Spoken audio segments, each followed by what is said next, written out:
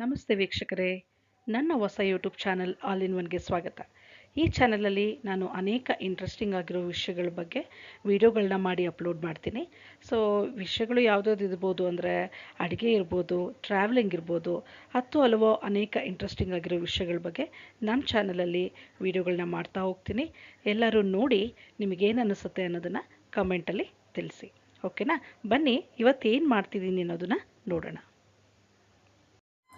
ಇವತ್ತು ನಾನು ಮಾಡ್ತಾ ಇರೋ ರೆಸಿಪಿ ಏನು ಅಂದರೆ ಚಿಲ್ಕರ್ವೆ ಸಾರು. ನಿಮಗೆಲ್ಲರಿಗೂ ತುಂಬ ಇಷ್ಟ ಆಗುತ್ತೆ. ಇದು ಮುದ್ದೆ ಜೊತೆಗಂತೂ ತುಂಬಾ ಚೆನ್ನಾಗಿರುತ್ತೆ. ಹೇಗೆ ಮಾಡೋದು, ಏನೇನು ಇಂಗ್ರೀಡಿಯೆಂಟ್ಸ್ ಬೇಕು ಎಲ್ಲ ನೋಡೋಣ ಈಗ. ಸರಿ ಬನ್ನಿ, ಚಿಲ್ಕರ್ವೆ ಸಾರು ಹೇಗೆ ಮಾಡೋದು ಅಂತ ನೋಡೋಣ. ಮೊದಲನೇದಾಗಿ ಇದಕ್ಕೆ ಒಂದಿನ ನೆನೆಸಿಟ್ಕೊಂಡಿರುವಂಥ ಅವರೆಕಾಳು ನೀರಲ್ಲಿ ಚೆನ್ನಾಗಿ ಸೋಪ್ ಮಾಡಬೇಕು, ನೆನೆಸಿಡಬೇಕು. ಒಂದಿನ ಆದಮೇಲೆ ಅದನ್ನು ಚೆನ್ನಾಗಿ ಅದರ ಸಿಪ್ಪೆ ಎಲ್ಲ ತೆಗೆದು ಮಾಡಿರೋಂಥ ಬೇಳೆ ಏನು ಅದು ಸಿಪ್ಪೆ ತೆಗೆದ ಮೇಲೆ ಸಿಗೋವಂಥ ಬೇಳೆ ಏನಿರುತ್ತೆ ಅದನ್ನು ಚಿಲ್ಕರ್ವೆ ಅಂತ ಹೇಳ್ತೀವಿ. ಸೊ ಈ ಚಿಲ್ಕರ್ವೆನ ಹೇಗೆ ಸಾಂಬಾರು ಮಾಡೋದು ಅಂತ ನೋಡೋಣ. ಸೊ ಇದಕ್ಕೆ ಮೊದಲನೇದಾಗಿ ಈ ಚಿಲ್ಕರ್ವೆನ ಬಿಡಿಸಿಟ್ಕೊಂಡಿದ್ದೀವಿ. ನೆಕ್ಸ್ಟು ಇಲ್ಲಿ ಕೆಲವು ಇಂಗ್ರೀಡಿಯೆಂಟ್ಸ್ಗಳನ್ನ ಇಟ್ಟಿದ್ದೀನಿ. ಇದನ್ನು ನಾವು ಪೇಸ್ಟ್ ಮಾಡ್ಕೊಳ್ಬೇಕು.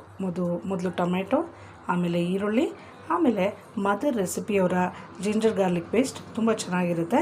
ಸೊ ಇದನ್ನು ನಾನಿಲ್ಲಿ ಯೂಸ್ ಮಾಡ್ತಿದ್ದೀನಿ. ಬನ್ನಿ ಹೇಗೆ ಪೇಸ್ಟ್ ಮಾಡ್ಕೊಳ್ಳೋದು ಅಂತ ನೋಡೋಣ. ನೋಡಿ, ಇಲ್ಲಿ ಟೊಮೆಟೊ ಮತ್ತು ಈರುಳ್ಳಿ ಕಟ್ ಮಾಡಿ ಇಟ್ಕೊಂಡಿದ್ದೀನಿ. ಟೊಮೆಟೊ ಒಂದು 5ರಿಂದ 6 ಟೊಮೆಟೊ ತೊಗೊಳ್ಳಿ, ಈರುಳ್ಳಿ ಒಂದು 3 ತೊಗೊಳ್ಳಿ. ಓಕೆನಾ? ಸೊ ನೆಕ್ಸ್ಟು ಇದಕ್ಕೆ ನಾನು ಶುಂಠಿ ಬೆಳ್ಳುಳ್ಳಿ ಪೇಸ್ಟ್ನ ಆ್ಯಡ್ ಮಾಡ್ತೀನಿ.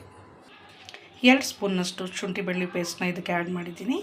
ನೆಕ್ಸ್ಟ್ ನಾವು ಇದಕ್ಕೆ ಧನಿಯಾ ಪುಡಿ ಮತ್ತು ಖಾರದ ಪುಡಿನ ಆ್ಯಡ್ ಮಾಡೋಣ. ಇವಾಗ ನಾನು ಧನಿಯಾ ಪುಡಿ 2 ಸ್ಪೂನ್ನಷ್ಟು ಆ್ಯಡ್ ಮಾಡ್ತೀನಿ.